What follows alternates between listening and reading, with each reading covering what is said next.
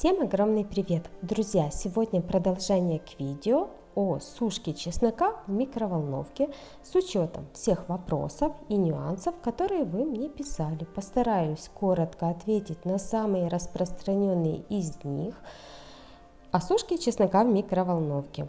Чесночный порошок получается сыпучий, не комкуется, да, он не белый, имеет ярко выраженный чесночный аромат. Сразу скажу, что на комментарии такого вида, как микроволновка убивает витамины, минералы, все живое и тому подобное, отвечать даже не буду. Можете не стараться и не писать. Разберитесь, почитайте сначала, прежде чем писать такого рода комментарии. Для сушки выбираю самый некондиционный чеснок. Кто выращивает свой урожай, меня поймет. Попадаются даже зубчики с желтизной, с темными точками, которые я обрезаю, поэтому особенно такие зубчики чеснока впоследствии будут иметь темноватый цвет. Некоторые писали, почему ваш чеснок темный, он что, пригорел? Нет, он не пригорел, но может, конечно, если время установить сразу на максимум. Да, зубчики выходят не белые, не пригорелые, а румяные местами. Сушила чеснок и не один раз, и в сушилке это 5-6 часов однозначно уйдет на это, и конечно же на солнце. Вот в этой баночке слева чеснок высохший на солнце. Ему уже год точно где-то. Если сравнивать, он красивее, да, светлее. Но вот эти пластинки стеклянные, его перемолоть впоследствии это проблема. Кофемолка за 2-3 раза греется. Порошок потом комкуется впоследствии и просто бетонирует кофемолку, которая с легкостью после одного, максимум 2 сезонов у вас может сгореть. Не знаю, тогда, наверное, лучше пойти в магазин и купить готовый порошок. И если сравнивать с чесноком, который сушился в микроволновке, то даже в ступке он с легкостью превращается в порошок, такой сыпучий. Храню такие сушеные зубчики в банке с плотно закрывающейся крышкой. И вот посмотрите, вот эти зубчики, даже вот руками, они легко крошатся. И очень легко и просто даже в ступке их измельчить. А этот чеснок, он очень плотный, стеклянные зубчики, его использовать не измельчая прям такими вот этими же пластинками в блюдо для аромата. Вот посмотрите, в ступке буквально пару минуточек и все превращается в крошку. В любой момент любое количество чеснока можно измельчить. Если я беру вот этот чеснок, который сушился на солнце, кстати, когда сушим в сушилке, чеснок тоже высыхает, и зубчики точно такие же стеклянные становятся.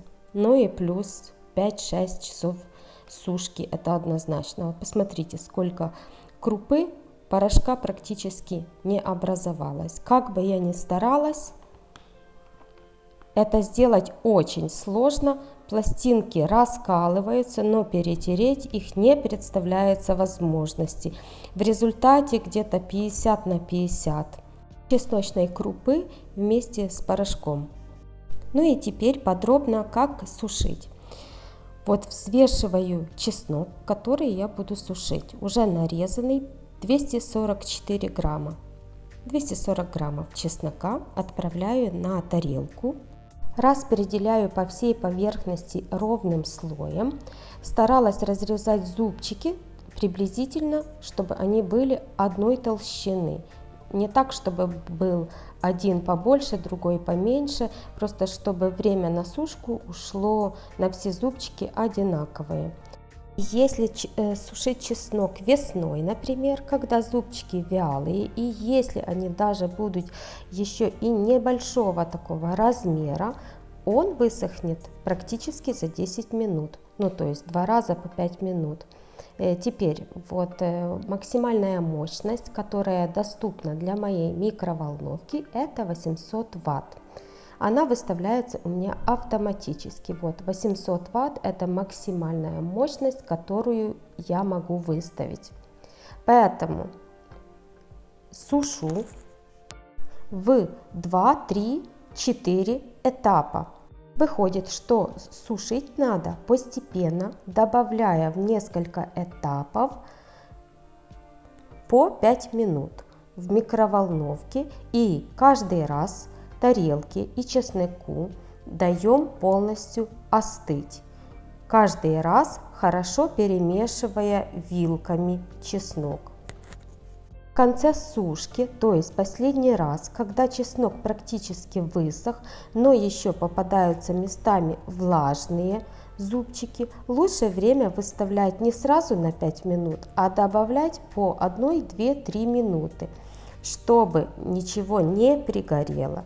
Если будет румяным, это не страшно. На вкус это не скажется. Он будет красивого порошок бежевого цвета с замечательным чесночным ароматом. Теперь давайте взвесим. В итоге из 240 граммов чеснока у меня вышло вот 100 граммов сушеного чеснока. Вот. На этой тарелке сушеный чеснок, которому уже год. Я сушила небольшого размера зубчики, и вот вы посмотрите, есть зубчики, которые темные. Это зубчики, которые были желтоватого цвета. То есть, если у вас попадется чеснок желтоватого цвета, то он будет темнее. Вот такие зубчики, вот видите? Они как бы вроде бы и хорошие, и жалко их выбросить, но когда они высыхают, вот они становятся вот такого темного цвета. Так что они совсем не горелые. Ну, возможно, местами и румяные попадаются тоже.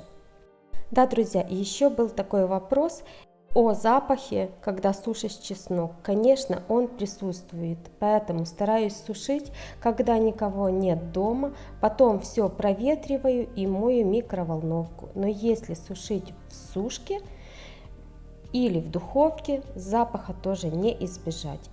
И духовку сложнее мыть потом, разве что на солнце, но тут тоже есть свои плюсы и минусы.